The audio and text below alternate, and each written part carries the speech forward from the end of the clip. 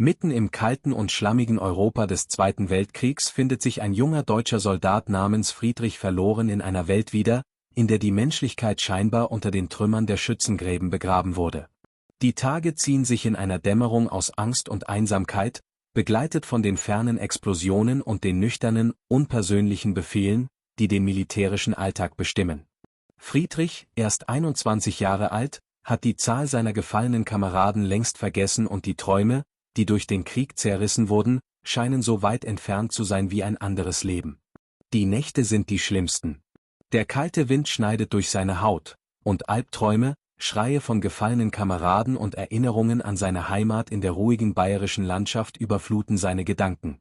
Er fühlt eine tiefe Sehnsucht, als ob die Welt, die er vor dem Krieg gekannt hatte, nur eine ferne, unrealistische Erinnerung ist.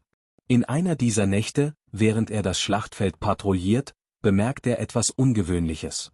Da, inmitten der Verwüstung des verbrannten Landes, sieht er einen Flüchtigen Bewegung. Ein wilder Hengst, mit der Mähne im Wind, läuft mit einer Agilität, aber auch mit einer sichtbaren Verzweiflung in den Augen. Der Hengst, mit seiner majestätischen Erscheinung und zugleich in einem Zustand der Einsamkeit, scheint genauso verloren zu sein wie er selbst. Friedrich, von der Vision des Tieres ergriffen, fühlt einen unerklärlichen Impuls, dem Tier zu folgen. Er beobachtet es einen Moment lang, sieht, wie der Hengst kurz anhält, als würde er die Anwesenheit von Friedrich spüren. Der Soldat, bekannt für seine strenge Disziplin und sein Herz, das vom Krieg verhärtet wurde, fühlt, wie etwas in ihm zerbricht. Etwas, von dem er nicht wusste, dass es noch da war, tiefes Mitgefühl. Vorsichtig geht er auf den Hengst zu. Der wilde Hengst, misstrauisch und nervös, weicht zurück, jedes Mal, wenn Friedrich einen Schritt macht. Aber im Gegensatz zu den anderen Soldaten, die das Pferd nur als weiteres Kriegsbeute oder als nützliches Werkzeug sehen würden, spürt Friedrich, dass es mehr ist. Es ist wie er. Ein Wesen, das auch aus seiner sicheren Welt gerissen wurde, nun allein und auf der Suche nach einem Grund, weiterzumachen.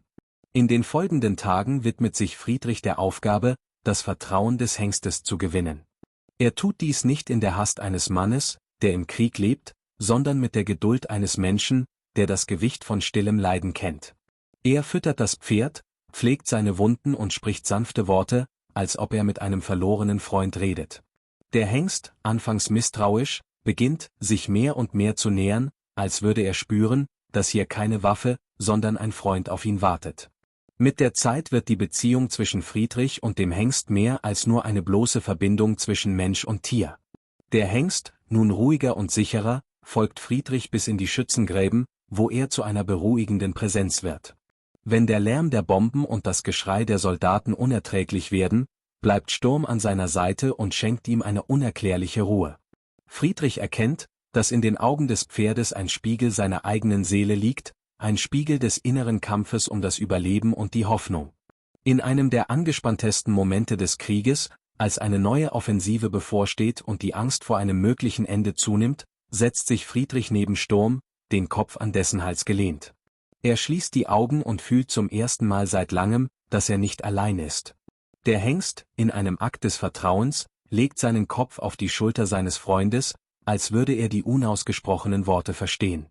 Dort, mitten im zerstörten Feld, entzündet sich ein Funken der Hoffnung in Friedrichs Herz. Er erkennt, dass trotz aller Zerstörung um ihn herum die Freundschaft, die zwischen ihm und dem Hengst gewachsen ist, etwas ist, das der Krieg nicht zerstören kann. Als der Krieg schließlich zu Ende geht, mit der unvermeidlichen Niederlage Deutschlands, finden sich Friedrich und Sturm in einem Land wieder, das nun der Vergangenheit gehört, aber auch eine Zukunft bietet, eine Chance auf einen Neuanfang. Sie gehen zusammen durch Felder, die zwar immer noch von den Narben des Krieges gezeichnet sind, aber zu blühen beginnen, mit dem Versprechen der Erneuerung.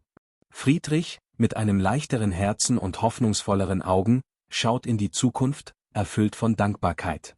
Er weiß, dass, so viel der Krieg auch von seinem Leben genommen hat, er ihm auch etwas Unwahrscheinliches und Wertvolles gegeben hat.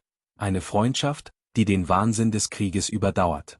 Der Hengst, der einst ein Symbol für Freiheit und Wildheit war, ist nun ein Symbol für Widerstandsfähigkeit, Mut und die Schönheit, inmitten der Zerstörung eine wahre Verbindung zu finden.